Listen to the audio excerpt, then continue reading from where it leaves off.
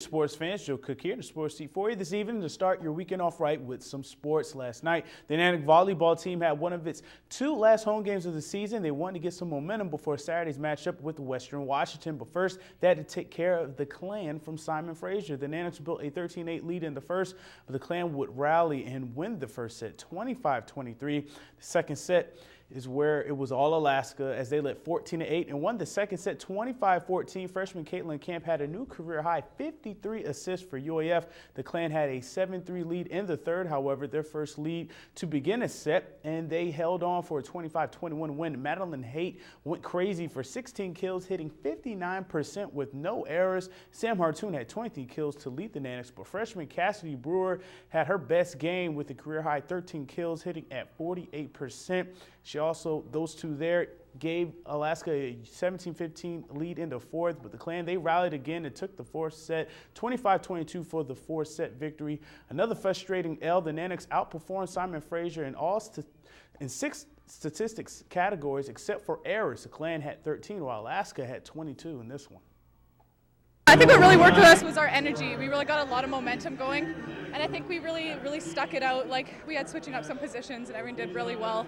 Everyone really did their job and played for each other, so I think that's what counted. Really focused on low air, and that was a big part of what made me have a good night.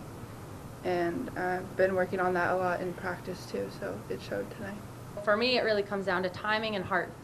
It comes down to finding a way to win despite what anybody else can do to you.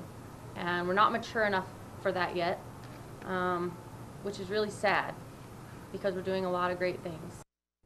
And yesterday at the ASAA First National Bank State Volleyball Tournament in Anchorage at Chugiak High School, all the interior teams ended up having to play their way through the losers bracket. Monroe won its opener over ACS, but fell to Mount Edgecombe last night in 3 games, 25-21, 25-16, 25-22. They will play Hutchinson this evening because this afternoon, Hutchinson swept Nome after losing its first match to Grace Christian yesterday. The Hawks beat the Natics 25-22, 26-24, 25-12 The only interior team can move on since both have a loss. Monroe and Hutch split their regular season series. Hutch gave Monroe their first loss of the year, but the Rams defeated the Hawks for the Royal title last week, so that would be a good one there. And unfortunately, in 4A, the West Valley girls lost to Chugiak today. The Mustangs won in 3 sets. The Wolfpack are out of the state tournament after losing to South in their first game. West Valley went 10-2 for the year and made their 5th straight state tournament.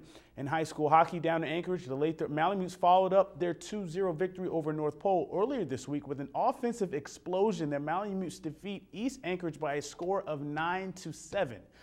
A baseball score in this one. Chad Horn scored 4 goals for Lathrop. Ken Walker, he tacked on 2 scores as well. Today, they play West Anchorage, and then Lathrop will play Wasilla on Saturday. Not all has been lost for high school sports this weekend. North Pole will host Hutchinson tomorrow at 6 in the Polo Ice Arena for some high school hockey, and Delta and Lathrop will shoot a postal match and report their scores next week for high school rifle. And here's a glance at some weekend sports happenings in the interior tonight and tomorrow at 7:30. In the Big Dipper, the Fairbanks Ice Dogs take on Midwest Division leader Minnesota Wilderness in a 2-game series. The Ice Dogs can make up some ground for the top spot in the division this weekend with some wins. Also on Saturday, Alaska Natick volleyball team will try to send off lone senior Carrie Knight out with the bang. It will be the last home game for Knight.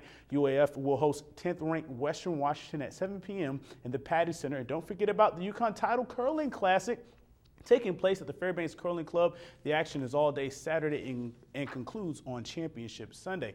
And finally, like we do on Fridays, we have your Play of the Week from this week's I-5 Interior Top 5 Plays. The Play of the Week comes from the volleyball court. Marissa King of the Aurora Conference champion Monroe Rams makes what looks like a painful split, but manages to get the dig against Hutch, and it turns into a point for the Rams. Monroe is still alive in the state tournament. They play Hutchinson this evening. To select the Play of the Week, just watch for the new I-5 Interior Top 5 Plays on Monday at the end of the weekend recap. Comment on YouTube and Facebook or add us on Twitter, KTVF 11 Sports and KTVF Joe Cook, to let us know the Play of the Week, which will be revealed on Friday. And that'll do it for Sports Tonight. Thanks for rocking with me for a little while, but come back tonight for the Sports Nightcap for Ice Dogs, highlights, and more. Check us out on Twitter, YouTube, and of course, WebCenter11.com. Stay warm, Alaska. Mike Schultz is next with your full weather forecast, and we'll catch you next time.